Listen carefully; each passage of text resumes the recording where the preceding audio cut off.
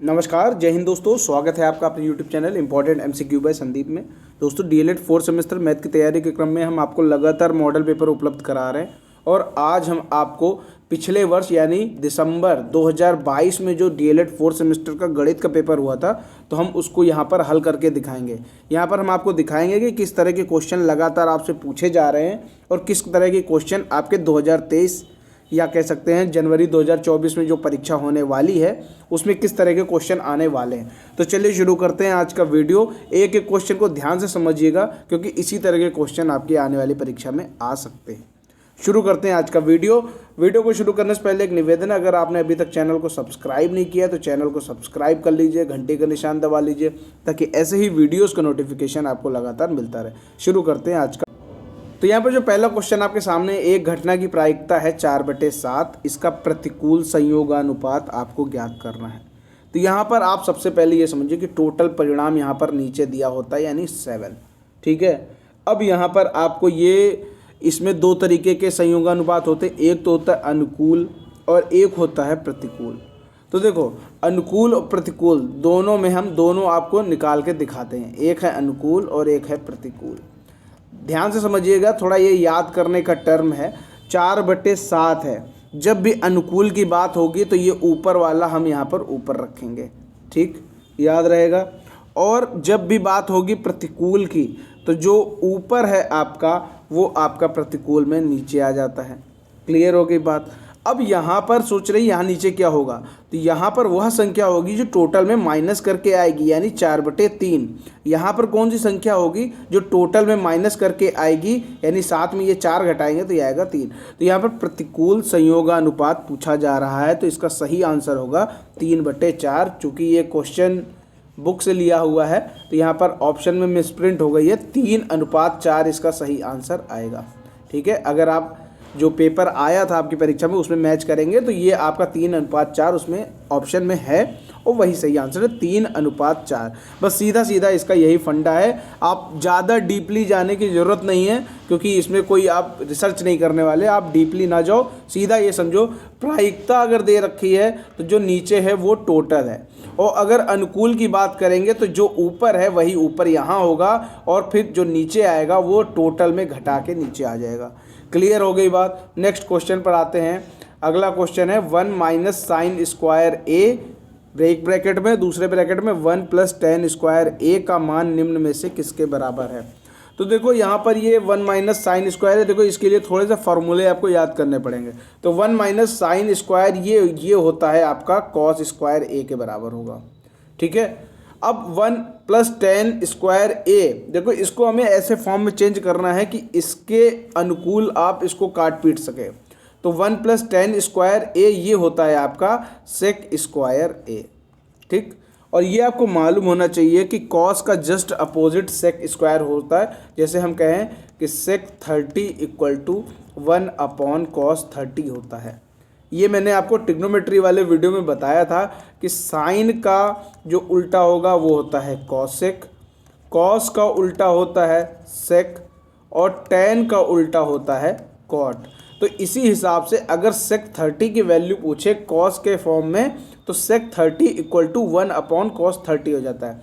इसी तरह sec² a ये आपका हो जाएगा cos² a, तो ये है ही है और ये मल्टीप्लाई और sec² a की जगह हम लिख सकते हैं 1/cos² a। तो ये और ये कट जाएगा, इसका आंसर आएगा 1, ठीक है। 1 आंसर आ गया, लेकिन यहाँ पर कहीं भी 1 ऑप्शन में नहीं दिया हुआ, आपके सामने वैल्यूज दे रखी हैं। तो आपको मालूम होना चाहिए कि sin 90 = 1 होता है, तो आपका ऑप्शन सी इसका सही आंसर हो जाएगा, ठीक है। अगला क्वेश्चन है 3 मीटर, 4 मीटर और 5 मीटर नाप के घनाभाकार गिफ्ट। कोई गिफ्ट है, उसकी लंबाई, चौड़ाई और ऊंचाई 3, 4, 5 दे रखी है। इसको पूरा ढकने के लिए न्यूनतम कपड़े की आवश्यकता कितनी होगी। न्यूनतम मतलब एक तरीके का घनाभाकार है, उसको चारों तरफ से आपको कवर करना है, उसके लिए कितने कपड़ा चाहिए, यानी उसके संपूर्ण पृष्ठ को कवर करना है। तो यानी संपूर्ण पृष्ठ का क्षेत्रफल हमें पता चल जाए तो पता चल जाएगा कि कितने कपड़े की आवश्यकता होगी। तो यहाँ पर हम लोग संपूर्ण पृष्ठ, घनाभ का संपूर्ण पृष्ठ का फॉर्मूला लगाते हैं, 2 ब्रैकेट में LB + BH और HL, ठीक है, ये फॉर्मूला है। तो L आपका यहाँ पर दे रखा है, इसी को ले 3 4 5 ले लेते तो 3 और B आपका 4 प्लस 4 इंटू 5 प्लस 5 इंटू 3। ठीक है, अब आप इसको सॉल्व कर लीजिए। तो 4 तियाँ 12 प्लस 5 चौको 20, 5 तियाँ 15। अब इसको आप जोड़ लीजिए, 12 और 20 आपका हो गया 32, 32 और 15 47, 2 गुणे 47 इक्वल टू 94 वर्ग मीटर। इसका आंसर आ जाएगा ऑप्शन नंबर सी सही उत्तर हो जाएगा। इस तरह ये क्वेश्चन आसानी से कर सकते हैं। अगला यहाँ पर जो क्वेश्चन है, √2 की पावर n इक्वल टू 64, तो n का मान ज्ञात करो। तो यहाँ पर जो √2 की पावर n है इक्वल टू 64 है, तो हम यहाँ पर क्या कर सकते हैं। देखो, सबसे पहले तो तरीका ये है कि हम ये जो अंडर रूट है इसको हटा दें। जब भी अंडर रूट हटेगा तो दूसरी साइड स्क्वायर लग जाएगा। तो 2 की पावर n इक्वल टू 64 की पावर 2। ठीक है, इतना तो समझ में आ रहा है। ओके, अब यहाँ पर देखो, इस 64 को हमें 2 की पावर के फॉर्म में चेंज करना है। तो अगर 64 को हम 2 की पावर में चेंज करेंगे तो देखिए इसको कैसे हम लिख सकते हैं।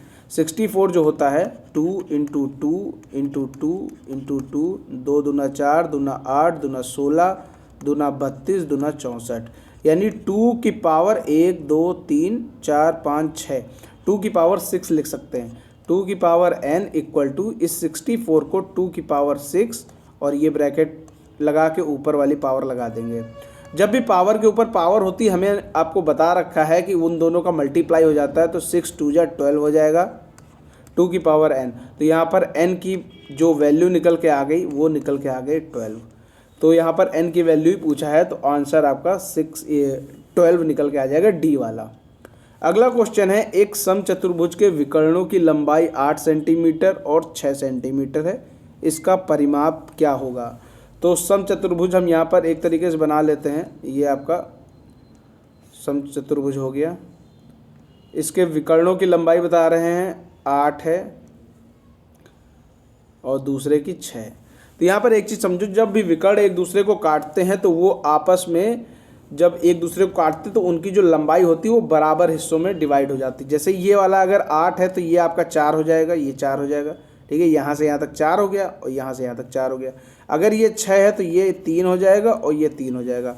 अच्छा, परिमाप निकालने के लिए जितनी भी आउटर साइड होती है उनका जोड़ किया जाता है, वही परिमाप होता है। तो अगर हम ये समचतुर्भुज है, आप किसी एक का निकाल लीजिए तो ये चारों निकल आएंगे। अब अगर हम इसको कंसीडर करें, ए बी और ये यहाँ पर पॉइंट है सी, ए बी सी, अगर हम इसको लें तो एक तरीके से ये राइट एंगल यानी समकोण त्रिभुज है। तो समकोण त्रिभुज में पाइथागोरस प्रमेय लग सकती है। तो अगर ये 4 है और ये 3 है तो जाहिर सी बात है ये 5 होगी। क्यों होती है, देखो, जब उसका कर्ण का स्क्वायर करते हैं यानी ए बी का स्क्वायर करेंगे, इन दोनों के स्क्वायर के बराबर होगा। यानी 4 का स्क्वायर होता है 16 और इसका स्क्वायर होगा 3, 3 का स्क्वायर होगा 9, तो 16 और 9 25। तो ए बी का जब यहाँ से स्क्वायर हटाएंगे तो अंडर रूट लग जाएगा और 25 किसका वर्ग होता है, ये 5 का वर्ग होता है। तो ए बी की वैल्यू 5 निकल के आ गई। तो जब ये 5 आ गए, ये भी 5 आ गए, ये भी 5 आ गए और ये भी 5 आ गए, तो सब जोड़ लेंगे 5 5 5, 4 भुजाएं तो 5 चौको 20, आंसर आ जाएगा आपका ऑप्शन नंबर सी।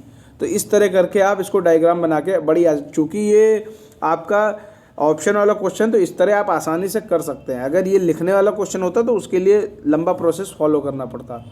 आगे देखते हैं, अगला क्वेश्चन है, यदि किसी घनाकार गड्ढे का आयतन 13.824 घन मीटर तो उस गड्ढे की गहराई ज्ञात करो।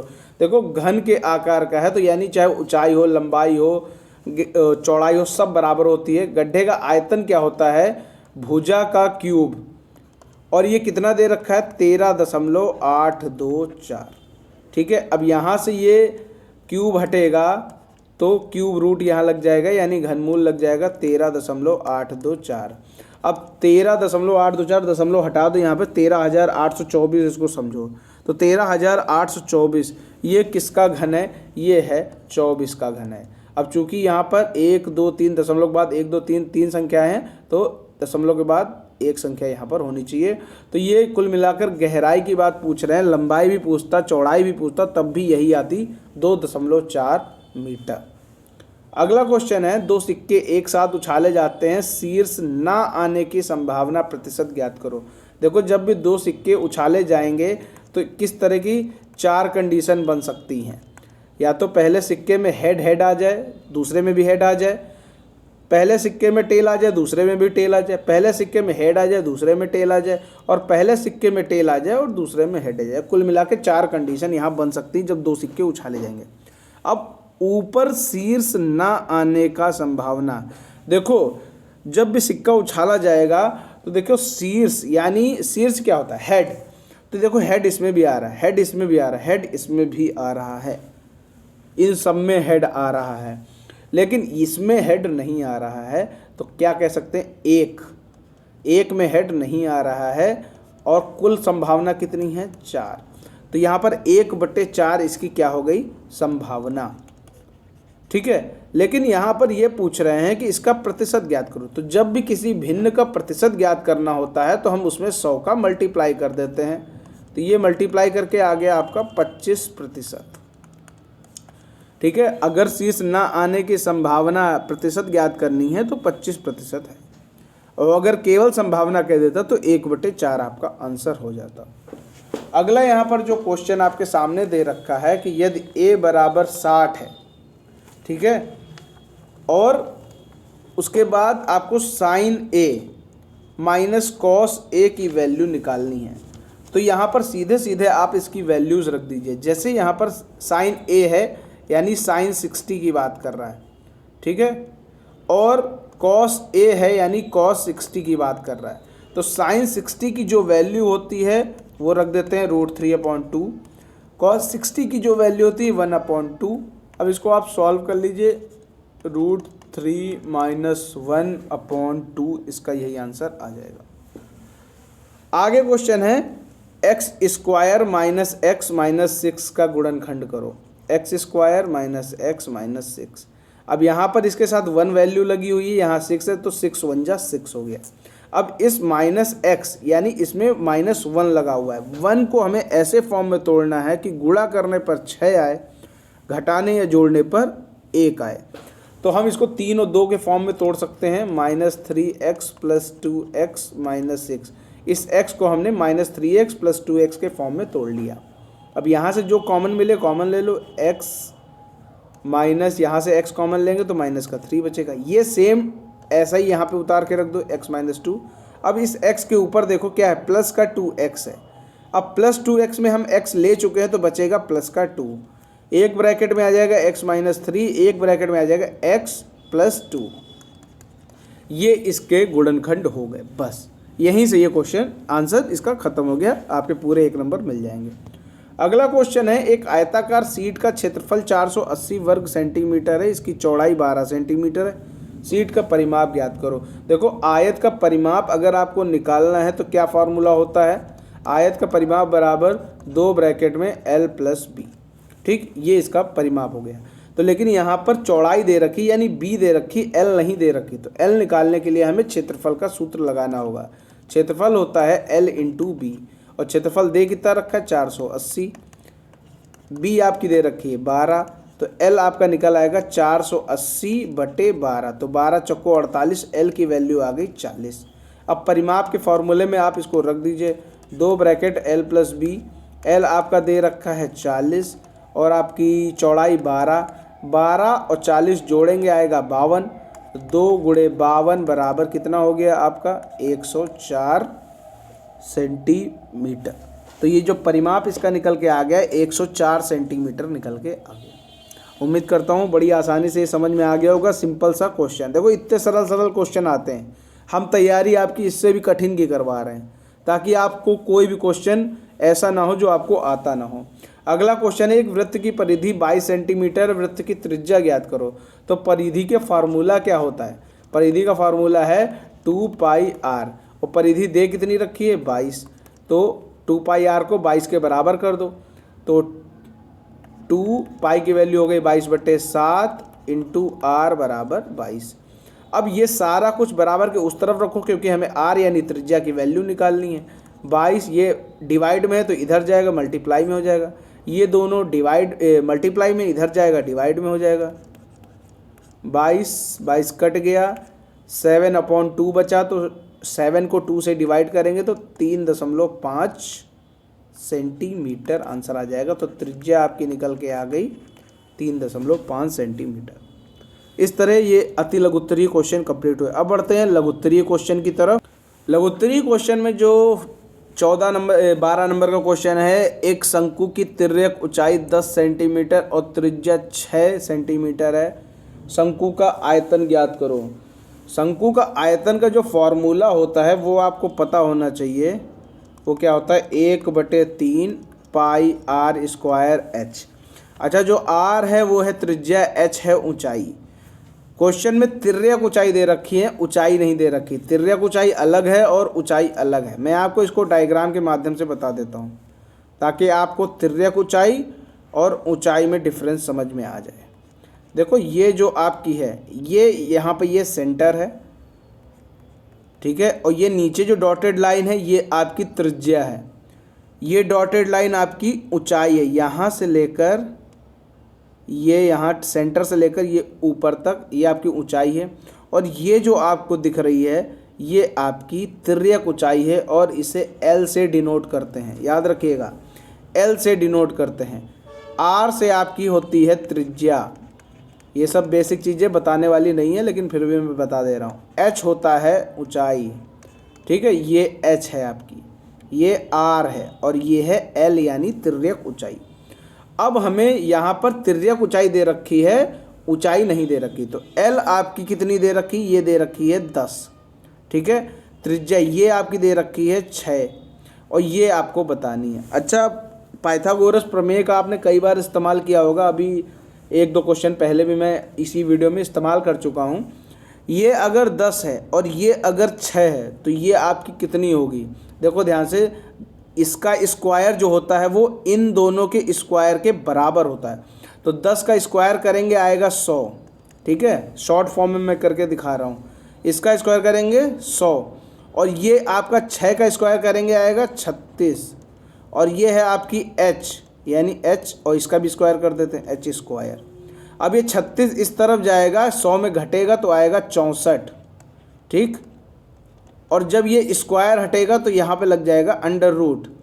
तो h की वैल्यू ऑटोमेटिक आपको पता चल गई। 64 किसका वर्ग होता है, 8 का वर्ग होता है। तो h की वैल्यू कितनी आ गई, 8 आ गई।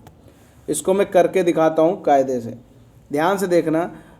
जो l था, l का स्क्वायर करेंगे h के स्क्वायर और r के स्क्वायर के बराबर होगा। l आपका दे रखा है, कितनी दे रखी, 10 दे रखी है। तो डायरेक्ट लिख देते हैं, 10 का स्क्वायर करेंगे 100 आएगा। h आपकी निकालनी है। r आपका दे रखा है 6, डायरेक्ट लिख देते हैं 6 छंग 36, 6 का स्क्वायर करेंगे 36 आ जाएगा। तो यहाँ पर h की वैल्यू कितनी आ गई, ये 36 उस तरफ गया, माइनस में हो गया, तो ये आपका आ गया 64।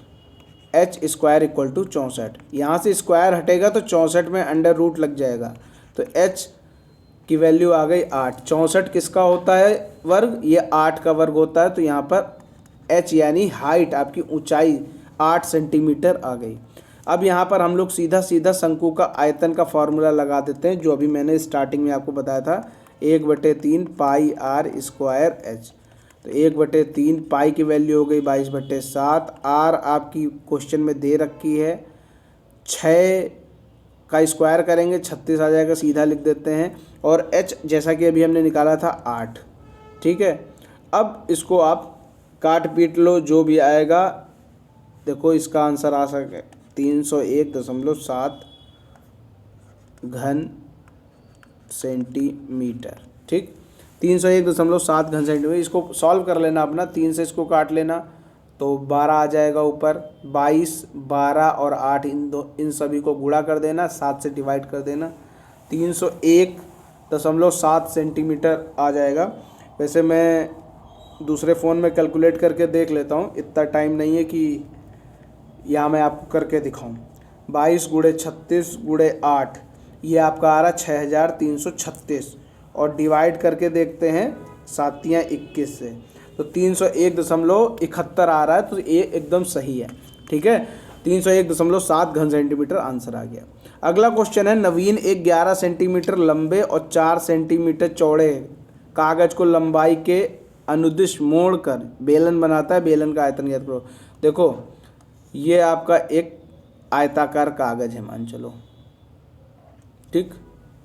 तो ये 11 सेंटीमीटर लंबा है और 4 सेंटीमीटर चौड़ा है, ध्यान से समझना, ठीक है। अब ये क्या कर रहा है कि लंबाई के अनुदिश ये जो लंबाई है यहाँ से पकड़ के ये ऐसे मोड़ रहा है, ठीक। क्या कर रहा है, ये ऐसे मोड़ रहा है, लंबाई के अनुदिश मोड़ रहा है, ठीक है। तो जब ये ऐसे मोड़ेगा तो ये कुछ ऐसा बन जाएगा,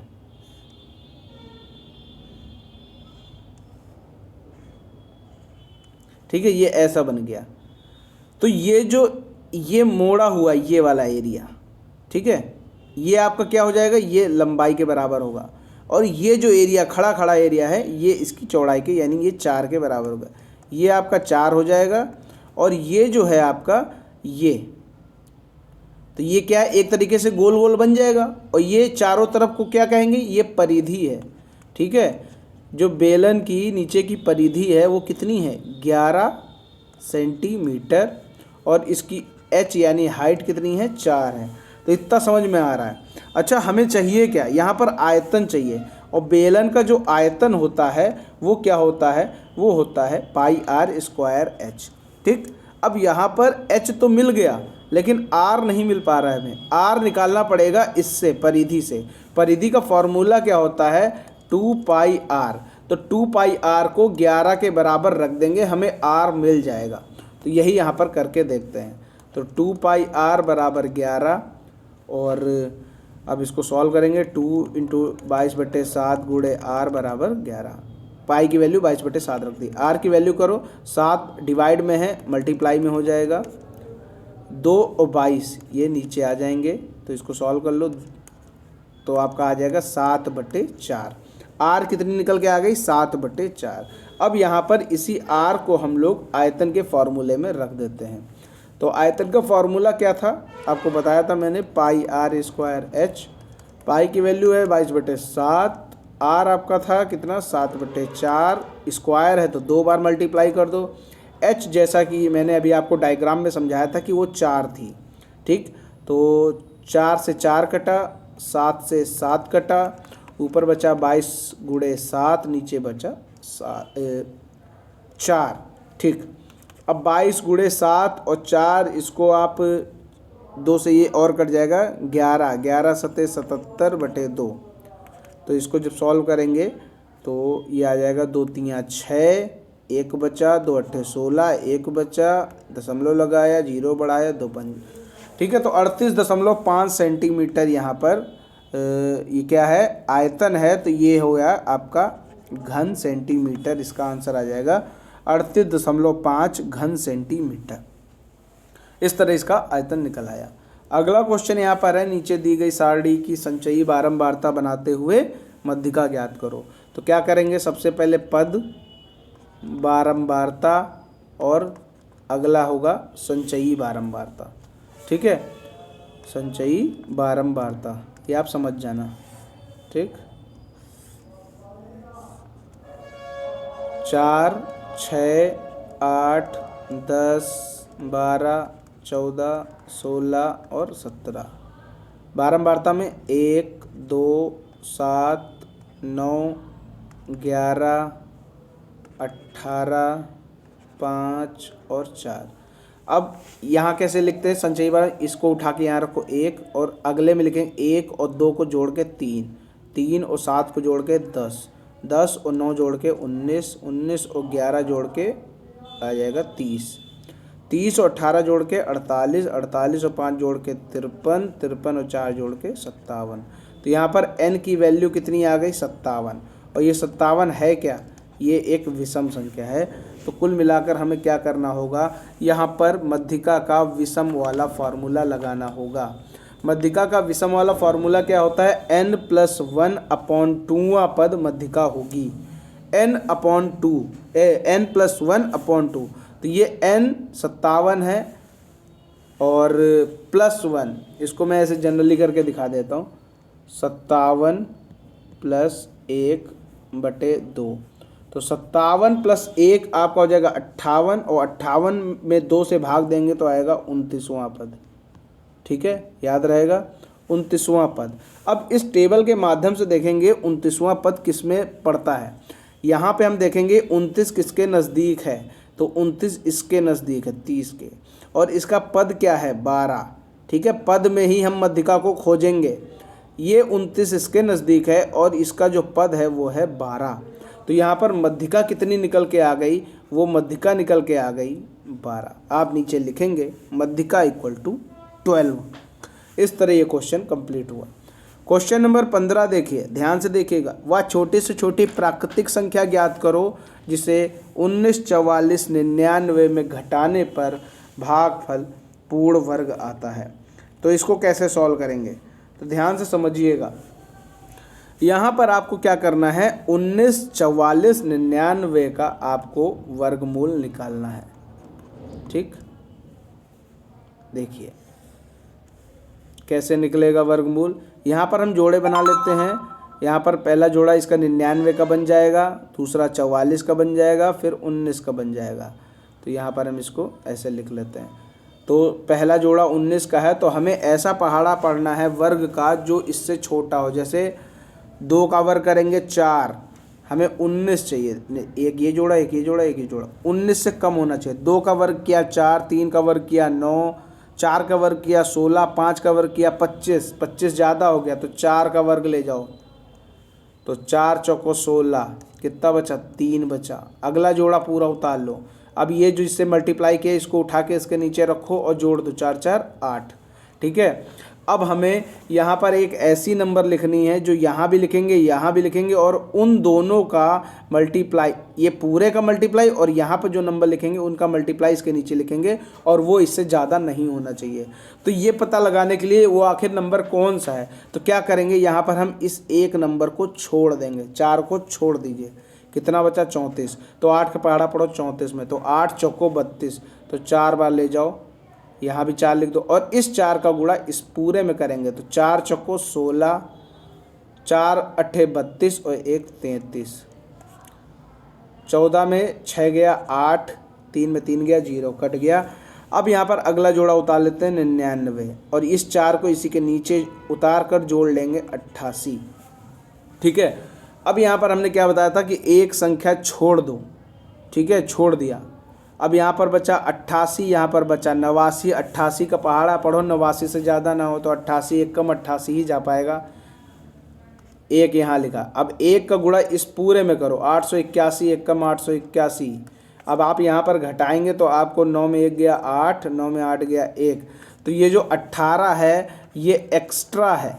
ठीक है, अगर इस 18 को इसमें से घटा दें तो हमें पूर्ण वर्ग संख्या मिल जाएगी, तो वो 18 ही आंसर होगा आपका। ठीक है, इस तरह करके आप निकाल सकते हैं कि वो कौन सी छोटी से छोटी प्राकृतिक संख्या है जिसको 19, 44, 99 में घटाने पर भागफल पूर्ण वर्ग प्राप्त हो जाएगा, तो वो है 18। आगे बढ़ते हैं, अगला क्वेश्चन है 12x² minus 11x minus 15 equal to 0। अब क्या करेंगे, इसको सॉल्व करने के, देखो अभी तक तो हम लोगों ने छोटे छोटे सॉल्व किए एक एक नंबर वाले। अब यहाँ आ गया बड़ा, देखो इसको अच्छे से समझना। ये है 15 और इस x² के साथ नंबर जुड़ा हुआ है 12, तो 12 और 15 का गुणा करेंगे तो आपका आंसर आ जाएगा 180। क्लियर, बीच में लिखा हुआ है 11x, तो इस 11x को हमें ऐसे दो पार्ट में तोड़ना है कि जोड़ने या घटाने पर 11 आए लेकिन गुणा करने पर 180 आ जाए। तो अब 180 के अगर आप गुणनखंड करके देखेंगे तो आपको वहाँ पर 20 और 9 मिल जाएगा। जैसे हम यहाँ पर 180 बराबर क्या होता है, 180 बराबर क्या होगा, या तो आप इसको 18 और 10 का गुणा कर लो तब 180 आ जाएगा, या तो आप इसको 20 और 9 का गुणा कर लो 180 आ जाएगा। तो देखो हमें 11 कहाँ से मिल रहा है, क्या 18 और 10 को घटाने पर 11 मिल रहा है, नहीं मिल रहा है। 20 और 9 को घटाने पर 11 मिल रहा है, तो यही 20 और 9 हम यहाँ पर इसको लेंगे। तो 20 और 9 के फॉर्म में इसको तोड़ लेते हैं। 12x² minus 20x plus 9x minus 15 equal to 0। अब आपने फिर से दिमाग में आइडिया आ सकता है कि ये -20 क्यों लिया, प्लस का 9 क्यों लिया, क्योंकि यहाँ पर चिन्ह है माइनस का, तो जो इन दोनों में बड़ा होगा वही माइनस का होगा, इसको ध्यान रखना। अब यहाँ से जो कॉमन ले सकते हैं वो ले लीजिए। तो यहाँ से कॉमन मिल जाएगा 4 कॉमन मिल जाएगा नंबर में और x मिल जाएगा इसमें। तो 4x, जब यहाँ से 4x कॉमन लेंगे तो 4 3 12 और x स्क्वायर में x लेंगे कॉमन तो x बचेगा। माइनस यहाँ से x पूरा कॉमन ले लिया है, 20 बचा, तो 4 20 में कॉमन लेंगे तो बचेगा 5। अब ये पूरा उठा के एज इट इज़ यहाँ पर रख देना है। ठीक, अब यहाँ पर है 3x और यहाँ पर है प्लस का 9x, तो 3x अगर इसमें से ले लेंगे तो बचेगा केवल 3। ठीक, अब एक ब्रैकेट में 4x प्लस का 3, एक ब्रैकेट में 3x माइनस 5 इक्वल टू 0। ठीक है, अब हमें इसको सॉल्व करना है। तो एक एक ब्रैकेट को 0 के बराबर रखो। 4x plus 3 equal to 0। तो यहाँ से x की वैल्यू ये 3 प्लस में है, माइनस में हो जाएगा, 3 बराबर के उस साइड जाएगा। ये 4 मल्टीप्लाई में है तो ये डिवाइड में हो जाएगा। तो एक तरफ तो x की वैल्यू कितनी आ रही, -3/4। दूसरी तरफ देखते हैं, इस 3x माइनस 5 को हम 0 के बराबर रखेंगे तो ये जो माइनस का 5 है बराबर के उस तरफ जाएगा, और यहाँ से ये जो 3 है मल्टीप्लाई में ये डिवाइड में चला जाएगा। तो एक तरफ आ रही -3/4, दूसरी तरफ आ रही है 5/3। तो ये दोनों वैल्यूज़ आपको निकाल के रखनी है, तभी आपको पूरा नंबर मिले। आगे देखते हैं, अगला क्वेश्चन है, 5 वर्ष पहले पिता की आयु अपने पुत्र की आयु की 3 गुनी थी। 10 वर्ष बाद पिता की आयु अपने पुत्र की आयु का 2 गुना हो जाएगी। पिता और पुत्र की वर्तमान आयु ज्ञात करो। देखो, ऐसा क्वेश्चन में समीकरण जैसा दे रखा है, जैसा आपके क्वेश्चन में दे रखा है वैसी ही कंडीशन बनाते चलिए। तो पिता की मान लेते हैं x, पुत्र की मान लेते हैं y आयु। ठीक, पहली कंडीशन पर आते हैं। 5 वर्ष पहले पिता की आयु अपने पुत्र की आयु की 3 गुनी थी। तो 5 वर्ष पहले, तो इसमें 5 घटा दीजिए। ठीक, घटा दिया। अब बोल रहे हैं कि पुत्र की आयु की 3 गुनी थी। जब 5 वर्ष पहले की बात हो रही है तो पुत्र की आयु में भी 5 घटा दीजिए। और ये कितने गुनी थी, 3 गुनी थी, तो 3 में मल्टीप्लाई कर दिया पुत्र की आयु में। ठीक, अब यहाँ से आप कुछ वैल्यू निकाल लीजिए, x minus 5 equal to 3y minus 5। अब यहाँ से x की वैल्यू अगर हम निकालना चाहें तो ये माइनस का 5 या प्लस का 5 उस तरफ बन के जाएगा। ठीक है, ये 3 × 5 = 15 हो जाएगा यहाँ पर। ठीक है, 3 × 5 = 15। अब यहाँ पर माइनस का 5 है बराबर के उस तरफ जाएगा तो ये प्लस का 5 बन जाएगा। प्लस का 5 बन जाएगा तो इससे घटाना पड़ेगा, तो यहाँ पर -10, 3y माइनस 10 इसकी वैल्यू निकल के आ गई। ये हम इसको समीकरण 1 का नाम दे देते हैं। याद रखिएगा, समीकरण 1 है ये। अब दूसरी कंडीशन पर आते हैं। दूसरी कंडीशन कह रहे हैं 10 वर्ष बाद पिता की आयु अपने पुत्र की आयु की 2 गुनी हो जाएगी। तो 10 वर्ष बाद, तो पिता की आयु में भी 10 जोड़ो और पुत्र की आयु में भी 10 जोड़ो, तभी तो 10 वर्ष बाद दोनों मिलेंगे। और ये कह रहे हैं तब वो 2 गुना हो जाएगा, तो 2 गुना कर दो। तो फिर से इसको सॉल्व करो, x + 10 इक्वल टू 2y और 2 × 10 = 20। x की वैल्यू यहाँ से भी निकाल लो, 2y, ये प्लस का है बराबर के उस तरफ जाएगा, माइनस में हो जाएगा। माइनस में हो जाएगा तो इसमें घट जाएगा, तो 20 में 10 माइनस करेंगे तो आएगा 10। तो इसको नाम देते हैं समीकरण 2 का। ठीक, यहाँ से समीकरण 1 में x = 3y - 10 है और समीकरण 2 में x = 2y + 10 है। तो क्या करेंगे, इन दोनों को बराबर कर देंगे, यानी 3y - 10 = 2y + 10। इन दोनों को जब बराबर करेंगे तो वहाँ से हमें y की वैल्यू निकल के सामने आ जाएगी। चलो इन दोनों को बराबर कर देते हैं। तो था 3y - 10 = 2y + 10। तो 2y इस तरफ ले आओ, 3y - 2y, ये 10, और ये प्लस का माइनस का 10 है बराबर के उस तरफ जाएगा, प्लस का 10 बन जाएगा। 3y में 2y घटेगा तो y बचेगा, y = 20, यानी पुत्र की आयु निकल के आ गई 20 वर्ष। अब इसी y की वैल्यू को हम समीकरण 1 में रखेंगे। 3y माइनस ये जो x की, देखिए जो x की थी वो था 3y - 10, तो 3y की वैल्यू रखेंगे 20 - 10, 20 और 3 का मल्टीप्लाई करेंगे 60 - 10 = 50। यानी पिता की आयु कितनी निकल के आ गई, क्योंकि x जो था वो पिता की आयु माना था, पिता की आयु 50 वर्ष और पुत्र की आयु 20 वर्ष निकल के इस तरह इस क्वेश्चन को सॉल्व किया गया। नेक्स्ट क्वेश्चन आता है क्वेश्चन नंबर 18 क्वेश्चन है। ओ वृत्त का केंद्र है, ABCD एक चक्रीय चतुर्भुज है, ADC 140 दे रखा है और आपको क्या करना है, यहाँ पर BAC का मान ज्ञात करना है, यानी BAC इसका मान ज्ञात करना है। ठीक है, तो चलो थोड़ा डायग्राम में ही समझते हैं तो और ज़्यादा अच्छे से क्लियर होगा। ध्यान से देखना यहाँ पर क्या है, और छोटा कर लेते हैं और ज़्यादा क्लियर है। ठीक, अब यहाँ पर देखो ध्यान से क्या है कि आपको एक चक्रीय चतुर्भुज दे रखा है और जो AB लाइन है वो सेंटर से होते हुए गुजर रही है, यानी जो AB लाइन है वो एक तरीके से व्यास का काम कर रही है। ठीक है, और जो भी एंगल व्यास पर बनता है वो सदैव 90 डिग्री का होता है। तो यहाँ पर ये जो एंगल आपका एंगल ACB होगा, एंगल यानी कोण ACB इक्वल टू 90, ब्रैकेट में इसकी व्याख्या लिख देंगे, व्यास पर बना कोण। ठीक, ये आप पूरा लिख लेना, व्यास पर बना कोण ये 90 डिग्री हो गया।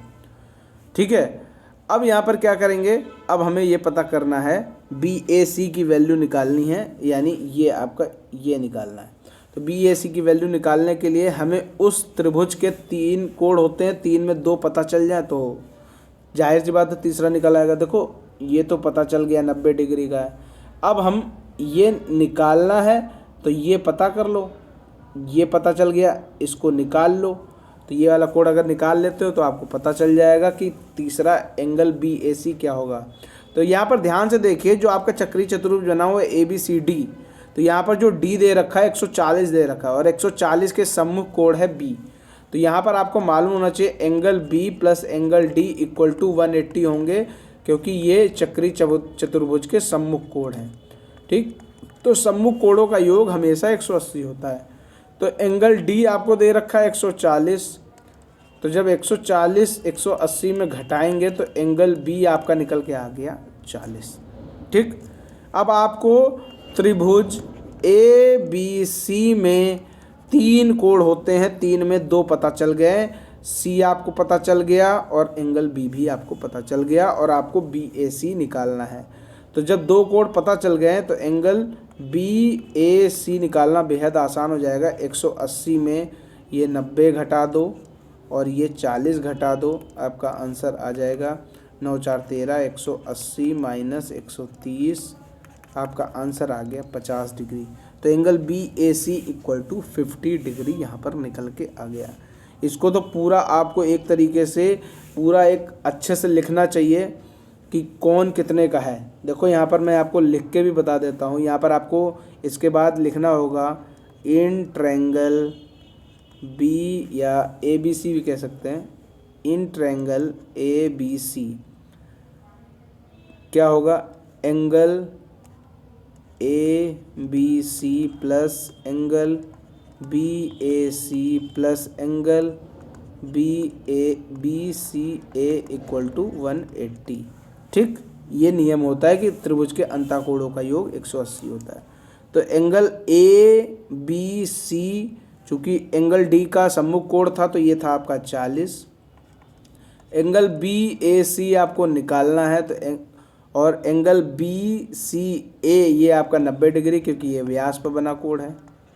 ठीक, अब एंगल BAC बराबर 180 और ये 90 और 40 बराबर के उस तरफ चले जाएंगे तो इन दोनों को जोड़ो 130 आएगा। एंगल BAC आपका कितना निकल के आ गया, 50 डिग्री। यही आपका आंसर हो गया। तो इस तरह आपने देखा ये पूरे 18 क्वेश्चन कंप्लीट हुए। अगर आपने यहाँ तक वीडियो देखा है तो आपके लिए एक क्वेश्चन है, ताकि आपको अच्छे से कुछ समझ में आ रहा है वो आप यहाँ पर बता सकते हैं। अगर आपने वो क्वेश्चन कर लिया तो निश्चित तौर पर हमें ये लगेगा कि आपको सारे क्वेश्चन समझ में आ रहे हैं और आप पढ़ाई भी कर रहे हैं। क्वेश्चन सुनिए, 2 संख्याओं का योग कितना है, 24। ठीक, एक संख्या दूसरे की दोगुनी है। दोनों संख्याएं बतानी हैं। दो संख्याओं का योग 24 है, एक संख्या दूसरे की दोगुनी है, दोनों संख्याएं बताइए। इसका आंसर नीचे कमेंट में बताइए। उम्मीद करता हूँ ये वीडियो आपको काफ़ी पसंद आया होगा। पूरे क्वेश्चन आपको सॉल्व करके दिखाए, आपको समझ में भी आया होगा। किसी भी क्वेश्चन में डाउट हो, कोई टॉपिक डिमांड करना हो, नीचे कमेंट में हमें ज़रूर बताएं। और चैनल को सब्सक्राइब नहीं किया तो चैनल को सब्सक्राइब करके घंटी का निशान ज़रूर दबा दें, ताकि ऐसे ही वीडियो आपको लगातार मिलते रहें। वीडियो को लाइक और शेयर करना बिल्कुल ना भूलें। मिलते हैं अगले वीडियो में, तब तक के लिए जय हिंद, जय भारत।